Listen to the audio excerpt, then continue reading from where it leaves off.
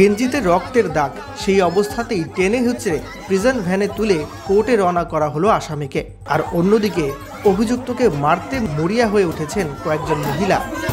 মঙ্গলবার দুপুরে শিলিগুড়ি লাগোয়া মাটিগাড়া থানার সামনে এমনই চাঞ্চল্যকর ছবি ধরা পড়ল। জানা গেল দ্বিতীয় স্ত্রীকে কুপিয়ে খুন করেছেন ওই ব্যক্তি।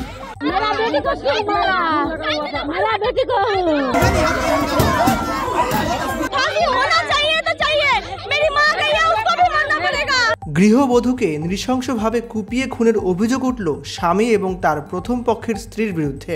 সোমবার রাতে এই ঘটনা ঘটে শিলিগুড়ি সংলগ্ন মাটিগাড়ায়। অভিযুক্ত স্বামীর নাম রাজেশ গুপ্তা। তিনি গতকাল রাতেই মাটিগাড়া থানায় গিয়ে আত্মসমর্পণ করেন। ওই ব্যক্তির প্রথম পক্ষের স্ত্রী পলাতক রয়েছে এই ঘটনার পর থেকে। জানা গেল ঋতুর সঙ্গে রাজেশ দ্বিতীয়বার বিয়ে করে, কিন্তু তারপরও প্রথম পক্ষের স্ত্রীর সঙ্গে তার নিয়মিত যোগাযোগ ছিল। আর এই নিয়েই প্রায়ই তাদের মধ্যে অশান্তি হতো। ঋতুকে মারধরও করা হতো বলে অভিযোগ।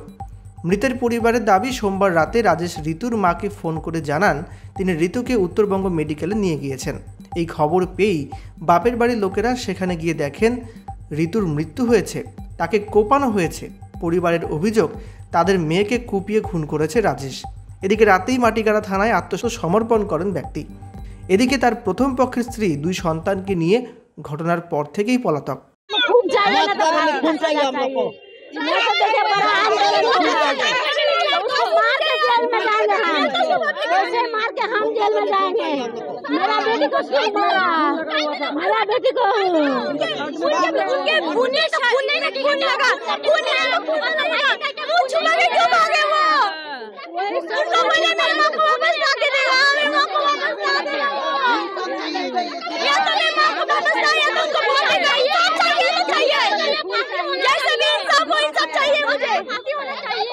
उसको फांसी होना चाहिए तो चाहिए।